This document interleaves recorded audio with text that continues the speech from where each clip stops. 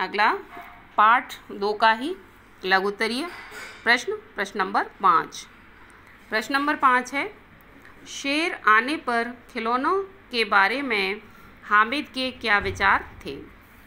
शेर आने पर खिलौनों के बारे में हामिद के क्या विचार थे? प्रश्नवाचक चिन्ह। उत्तर में लिखेंगे,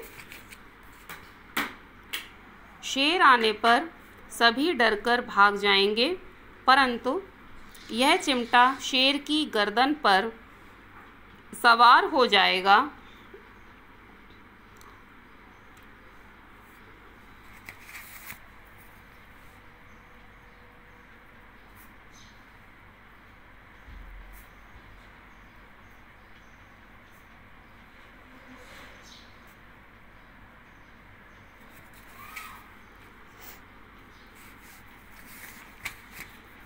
प्रश्न नंबर 5 का उत्तर कर रहे थे हम, एक बार फिर से पढ़ेंगे।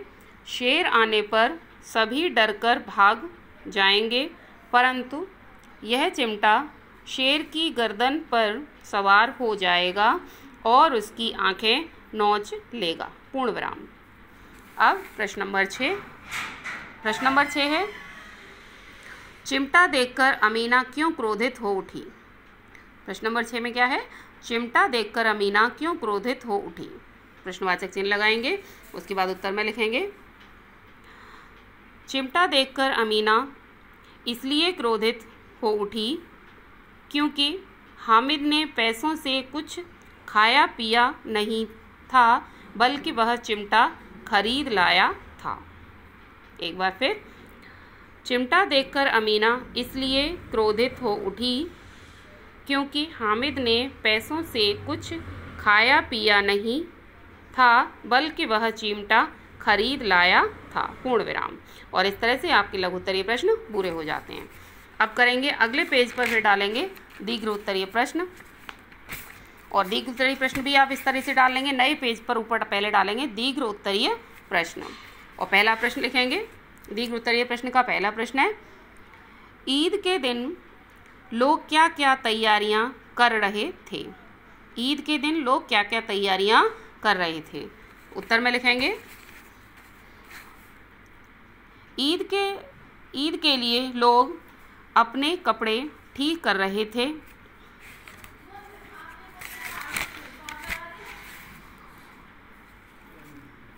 जूते में तेल डाल रहे थे ताकि जूतों का कड़ापन दूर हो जाए, कुछ लोग अपने बैलों को सानी पानी दे रहे थे ताकि बैल भूखे न रह जाएं। यहाँ पूर्ण विराम। जैसे ही आपका प्रश्न का उत्तर पूरा होता है आप पूर्ण विराम लगा देंगे। उसके बाद अगला प्रश्न है,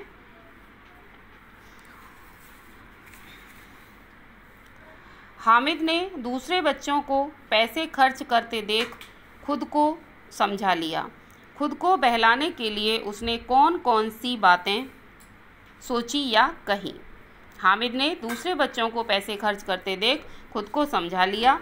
खुद को बहलाने या समझाने के लिए उसने कौन कौन सी बातें सोची या कही? इसके बाद अगला उत्तर लिखेंगे इसका। खुद को समझाने के लिए हामिद कहता है कि खिलौने हाथ से छूटने पर चूर चूर हो जाएंगे, पानी पड़ने पर उनके रंग धुल जाएंगे, ऐसे खिलौने लेने की कोई आवश्यकता नहीं है। वो इस तरह से अपने आप को समझाता है कि वो खुद को समझाने के लिए क्या करता है? खुद को समझाने के लिए हामिद कहता है कि खिलौने हाथ से छूटने पर चूर चूर हो जाएंगे, पानी पड़ने पर उनके रंग धुल जाएंगे, ऐसे खिलौने लेने की कोई आवश्यकता नहीं है। इस तरह से हमारा ये प्रश्न पूरा हो जाता है। अगला थर्ड क्वेश्चन नंबर 3। प्रश्न नंबर 3, हामिद ने चिमटे को सबसे अच्छा खिलौना सिद्ध कर दिया, इसके लिए उसे क्या क्या तर्क दिए? इसके लिए उसने क्या क्या तर्क दिए? हामिद ने चिमटे को सबसे अच्छा खिलौना सिद्ध कर दिया, इसके लिए उसने क्या क्या तर्क दिए? प्रश्नवाचक चिन्ह यहाँ लिखेंगे। हामिद ने चिमटे को कंधे पर रखकर बंदूक बनाया, हाथ में लेकर फ़कीरों का चिमटा बनाया। उसने कहा कि यदि वह चिमटे से खिलौने को मारे तो सारे खिलौने टूट जाएंगे। ऐसे खिलौने मिलकर भी उसका बाल बांका नहीं कर सकते। हामिद ने क्या कहा? हामिद ने चिमटे को कंधे पर रखकर बंदूक बनाया, हाथ में लेकर फ़कीरों का चिमटा बनाया। उसने कहा कि यदि वह चिमटे से खिलौने को मारे तो सारे खिलौने टूट जाएंगे। खिलौने मिलकर भी उसका बाल बांका भी नहीं कर सकते। पूर्ण विराम।